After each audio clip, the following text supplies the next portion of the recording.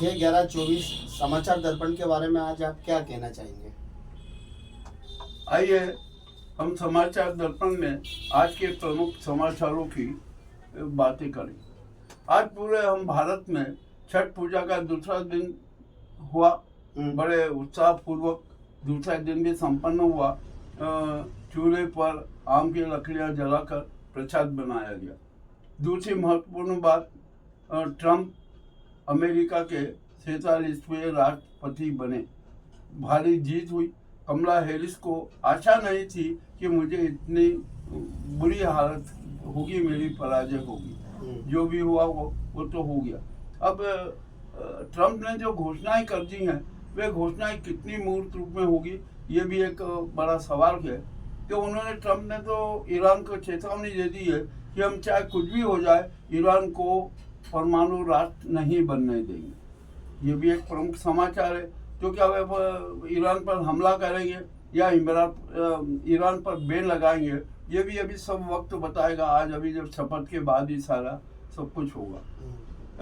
Zelensky जो Ukraine के हैं, जिसके साथ अमेरिका खड़ा हुआ है, ट्रंप ने घोषणा कर दी थी कि मैं चुनाव जीतते ही रूस और यूक्रेन का युद्ध बंद करवा दूंगा। भाई, आप राष्ट्रपति बनने के बाद बंद करवाओगे, ये भी हम जानते हैं। आपकी बात तो ये भी मानेगा नहीं। और पुतिन ने जो आपका सहयोग दिया है, उसका भी एहसान तो आपको चुकाना ही है। आप वो चुकाओगे ही, जैसे तैसे हो। ये रूस और यूक्रेन युद्ध बंद होना चाहिए, ये बात है।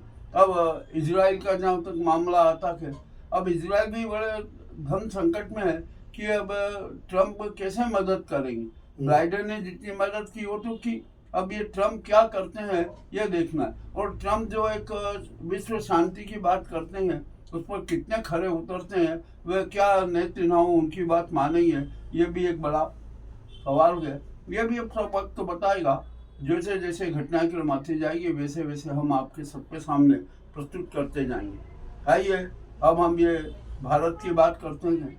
भारत में हमारे CGI चंद्रचूड़ जी की विदाई हो रही है। और हिंदुस्तान में पहली बार ऐसा हुआ है कि किसी CGI के विदाई समारोह में इतना विरोध हो रहा। ये भी अच्छी बात नहीं है, ये एक अच्छी परंपरा नहीं है। और जहाँ तक मेरा अपना ख्याल है कि इसके लिए जो स्थिति बनी है, उसके लिए CGI चंद्रचूड़ ही दोषी है, क्योंकि उन्होंने अनेक विरोधाभासी और पक्षपातपूर्ण निर्णय दिए। आइए अब हम आगे चलते हैं।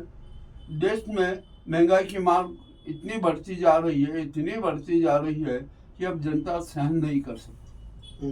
जनता महंगाई से बहुत त्रस्त हो चुकी है। आप हमारी सरकार जो है, जो लोक कल्याण की बात करती है, वो 85 करोड़ लोगों को तो भिखारी मानती है, कहती है कि हम उनको खाना खिला रहे। ये भी एक शर्मदायक बात है जो इस भारत की और इस मुल्क की मालिक जनता है, जो ये मंत्री हैं, PM हैं, दूसरे अन्य लोग हैं, ये हमारे राष्ट्र के नौकर हैं, जनता के नौकर हैं। वे जनता को भिखारी बता रहे हैं। ये भी स्थिति बढ़ती घातक है और इस गलती का जनता अवश्य बदला लेगी। अब आइए हम नमामि गंगे की योजना की बात करें। नमामि गंगा पर कितना करोड़ रुपया व्यय हो गया, परंतु गंगा आज भी फिर भी मैले की मैली है। आइए मैं उदाहरण देता हूँ मध्य प्रदेश का। मध्य प्रदेश के लिए नमामि गंगे में 511 करोड़ रुपया आया, परंतु वो कहाँ खर्च हुआ, कैसे खर्च हुआ, कहाँ क्या हुआ, इसके बारे में अभी कोई स्पष्ट बात नहीं है। अब बिहार में भी राजनीतिक उठापटक चल रही है। महाराष्ट्र में भी बड़ी स्थिति दयनीय होती जा रही है। और झारखंड में तो जो भाजपा का चरित्र ही बिगड़ गया। बड़ी विचित्र बात हो रही है।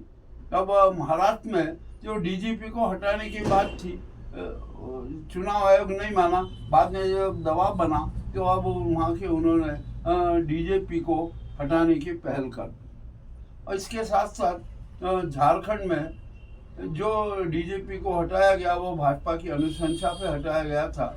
इस मामले में भी जरा आलोचना हो रही है। और सबसे बड़ी आलोचना तो चुनाव आयोग की हो रही है। चुनाव आयोग एक पक्षपातपूर्ण रवैया अपनाए हुए है। राजीव कुमार जो मुख्य चुनाव के आयुक्त हैं, उनको चुनाव आयुक्त पद पर बैठे रहने का एक पल का अधिकार नहीं। उनको तो तुरंत त्याग पत्र देना चाहिए और जनता तो उनकी गिरफ्तारी की मांग कर रही है। ये अब जन निर्णय है, जन अदालत का निर्णय है, देखते हैं किसको कैसे लागू हो। और एक मजेदार बात ये हुई कि अहमदाबाद गैंग में भी अब फूट पड़ गई। अमित शाह, राहुल और मोदी, इनमें भी अब विरोधाभास हो गया। और इसके साथ साथ अब तो संघ भी बड़ा विचलित है। मोहन भागवत के बारे में कहा जा रहा है कि वे भी बड़े विचलित हैं, क्योंकि अब संघ में भी विश्वास का संकट खड़ा हो गया था।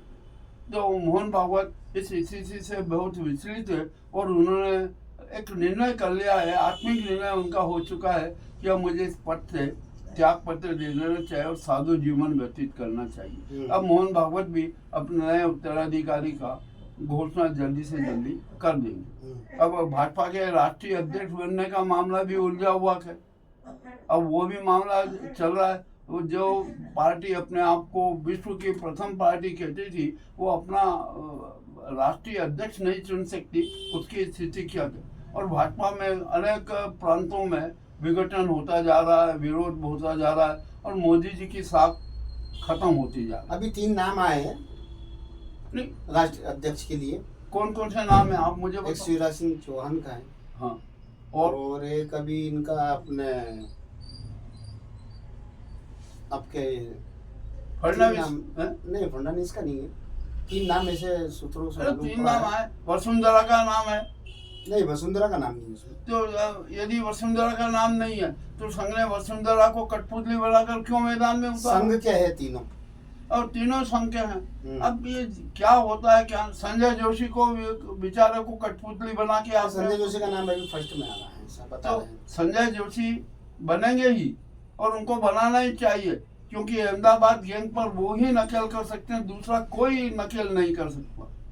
अब शिवराज संघ की गोदी में बैठ गए हैं और मोदी जी ने भी देख लिया है कि अब शिवराज को महत्वपूर्ण जवाबदारियां, उत्तरदायित्व देना जरूरी है। तगोड़ा जी का भी नाम आ रही है। तगोड़ा जी का भी नाम आ रही है। किसका? तगोड़ा जी संघ। अरे वो नाम वो नहीं होगा, यूँ तो बहुत लोग हैं और सब एक सारा चलते रहेंगे। अब मतलब अब भाजपा है ना, वर्तमान में भाजपा मोदी और अमित शाह के नियंत्रण में चल रही है। और अब राष्ट्रीय अध्यक्ष कौन बनता है वो अपने ढंग से चलाएगा और भाजपा में फिर विरोधाभास होगा, क्योंकि यदि संजय जोशी नहीं बने तो वो नाराज होंगे और यदि वसुंधरा को नहीं बनाया, जिसको कि कठपुतली बना के था, वो नहीं बनाई तो वो नाराज होगी। वसुंधरा का तो नाम आ ही नहीं रहा है। नहीं तो आ नहीं रहा है, उसके साथ बहुत बड़ी गद्दारी है। ये विश्वासघात है वसुंधरा के साथ। मैं तो कह रहा हूँ कि वसुंधरा को खुल के मैदान में आना चाहिए कि आप इस प्रकार का विश्वासघात कैसे करते हैं। कश्मीर में देखिए आतंकवादी घटनाएं हो रही है। अब तो वहाँ के एलजी ने कह दिया कि अब जो भी आतंकवादियों को सहयोग देगा हम उसके घर बुलडोजर चलाएंगे। अरे भैया, आपने 370 हटा दी, आप घोषणा कर रहे हो कि आतंकवाद पर नियंत्रण हो गया, तो आतंकवादी घटनाएं क्यों हो रही? क्या आप कश्मीर में फिर से राष्ट्रपति शासन लागू करना चाहते हैं? मुझे तो ऐसा ही लगता है कि वहाँ पर चुनी हुई सरकार को किसी भी तरीके से हटा दिया जाए और वहाँ पर राष्ट्रपति शासन लागू कर दिया। अब आइए हम ये बड़ी और की बातें हैं। मध्य प्रदेश में भी बड़ी उठापटक चल रही है। यहाँ पर माफिया, भूमाफियाओं का राज चल रहा है और हर जगह लूट मची हुई है। अब आइए हम उज्जैन की बात करें। उज्जैन में भी बड़ी विचित्र स्थिति है। यहाँ का वातावरण खराब है, जल, वायु एवं ध्वनि प्रदूषण चरम पर है। कोई किसी प्रकार का ध्यान नहीं दे रहा है। यातायात अराजकता चरम पर है, यहाँ इस पर भी कोई ध्यान नहीं दे रहा है। और जो गुंडावाद जो यहाँ पर फैला हुआ है उस पर भी कोई नियंत्रण नहीं हो पा रहा। बीमारियाँ अनेक फैल रही है। हमारे यहाँ की सफाई व्यवस्था ध्वस्त है, किसी का कोई ध्यान नहीं है। टीफा मशीन से जो मच्छरों का आतंक कम होता था, आज तक टीफा मशीन सड़क पर नहीं आए। हैंड टीफा मशीन न जाने कहाँ है, गायब है या बेच दी गई या उनको जंग लग गया। ये भी स्थिति बड़ी विचित्र है। कार्तिक मेला लगेगा, वहाँ पर भी टीफा मशीन की जरूरत पड़ेगी, परंतु वहाँ पर भी कुछ ऐसा नहीं है। और कार्तिक मेले से तो नगर निगम को करोड़ों की आय होती है, वो भी होगी। जो भी हो, अगर सब अच्छा है जो हो रहा है, उज्जैन की जनता को तो सपनों के हिंडोलों में ही झूलते रहना है। ये है आज के प्रमुख समाचार। आपका नाम? किसी याद ग्राउंड रिपोर्ट मुकेश लश्करी एवं बी इंडिया न्यूज उज्जैन से। ठीक